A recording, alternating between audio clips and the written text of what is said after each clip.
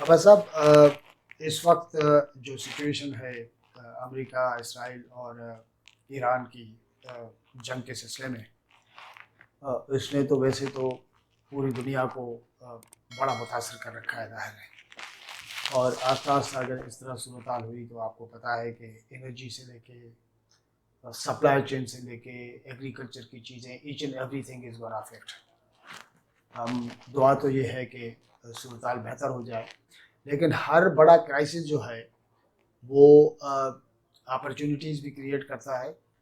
اور اس ٹائپ کی سچویشن آتی ہے جس میں تقریباً سارے ممالک اور سوچنے والے لوگ جو ہیں وہ اسے ڈھونڈتے ہیں کہ کیا ہم نے لرن کیا اور فیوچر میں ہمیں کیا کیا کرنے چاہیے، کیونکہ ہمیں اپنے بہت سارے گیپس جو ہے وہ ہمارے سامنے آ جاتے ہیں، یہ چیزیں بہت ہی کلیئر ہو جاتی ہیں. واٹ ڈو یو تھنک کہ ہم نے کیا لیسن لرن کیے، اور ہماری اکانومی اور خاص طور پہ انجینئرنگ بیسڈ اکانومی جو ایک بہت بڑا پارٹ ہے اس پہ کیا فرق آیا اور آپ کیا سجیسٹ کریں گے؟ جی السلام علیکم، تھینک یو ویری مچ.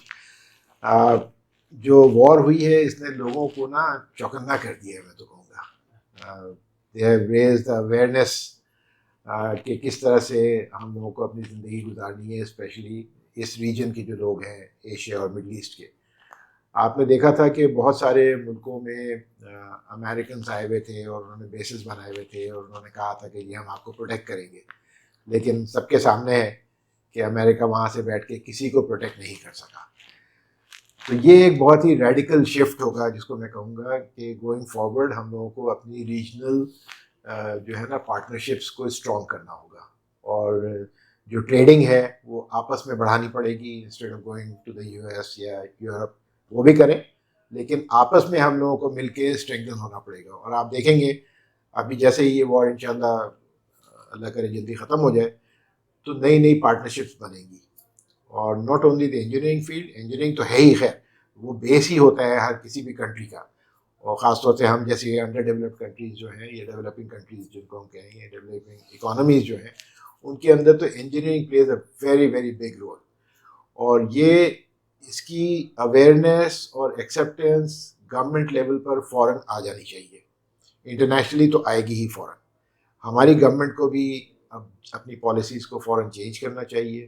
آج ہی میں دیکھ رہا تھا، بلکہ صبح آج پرائم منسٹر صاحب نے ایک پبلک پرائیویٹ پارٹنرشپ کا ایک ابھی انیشیٹو شروع کیا ہے، آج ہی لانچ ہوا ہے.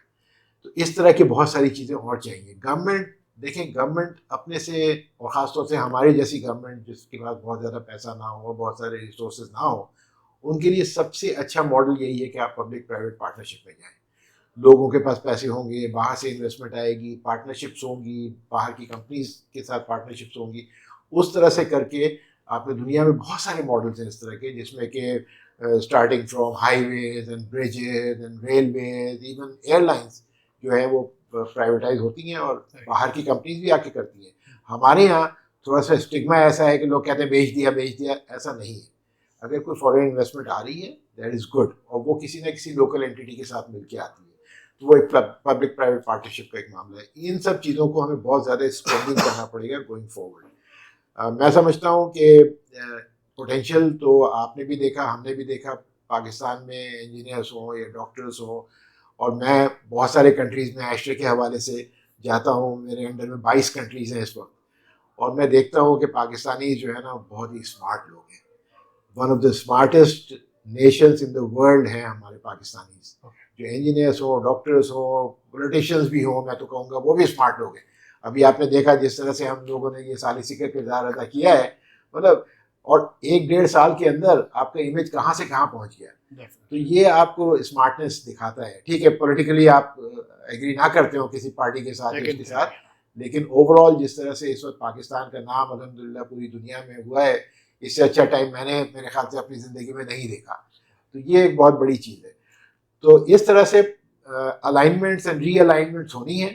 اور پاکستان میں تو دیکھ رہا ہوں بہت ہی ایک اچھی پوزیشن میں ہے، اور جس طرح سے اس وقت پاکستان کا نام اوپر گیا ہے تو everybody is coming to Pakistan کہ بھائی آپ ہیلپ کرو ہماری. اور ہم نے پریویسلی ان سارے ملکوں کی ہیلپ کی بھی ہے، چاہے وہ سعودی عربیہ ہو، چاہے یو اے ای ہو، ہمارے سامنے بنا ہے نا. ابھی بھی جو سعودی عربیہ میں جتنی ڈیولپمنٹس ہو رہی ہیں، ان کا ویژن 2030 ہے، اس میں پاکستان ایک بہت بڑا رول پلے کر رہا ہے.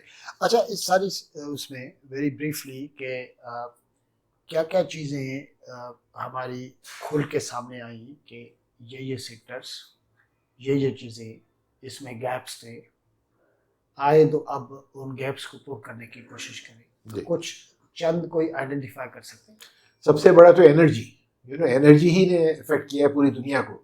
جیسے ہی وہ اسٹریٹ آف ہارموز آئسولیٹ ہوا اور بند کیا گیا تو ساری دنیا میں ایک تہلکہ مچ گیا. پاکستان تو پھر بھی فارچونیٹ تھا کہ تھوڑا تھوڑا ہمیں تیل ملتا رہا. تو انرجی انڈیپینڈنس, فوڈ سیکیورٹی, یہ بہت بڑی بڑی چیزیں ہو گئی ہیں اب, اور آگے چلتے ہوئے دنیا میں یہ بہت زبردست رول پلے کرے گی کسی بھی نیشن کی انڈیپینڈنس میں یا اس کی اپلفٹنگ میں. تو میں سمجھتا ہوں ان دونوں سیکٹرز میں ہمارے پاس بے حد پوٹینشیل موجود ہے. انرجی میں اللہ تعالیٰ نے ہمیں اتنی سولر انرجی دی ہوئی ہے, اتنی ونڈ انرجی دی ہوئی ہے, اتنی ہائیڈرو انرجی دی ہوئی ہے کہ اس کو اگر ہم لوگ پراپرلی ہارنس کریں. اور میں سمجھتا ہوں کہ اس ایونٹ کے بعد خاص طور سے ہم لوگوں کی پالیسیز میں ایک میجر شفٹ آنا چاہیے, اور we should move away from imported oil and gas. اپنی انڈیجنس گیس پہ ابھی ہمارے ایک ڈسکوری بھی ہوئی ہے الحمدللہ, بہت بڑی آئل اینڈ گیس کی, تو اللہ کرے اس طرح سے بھی ہو.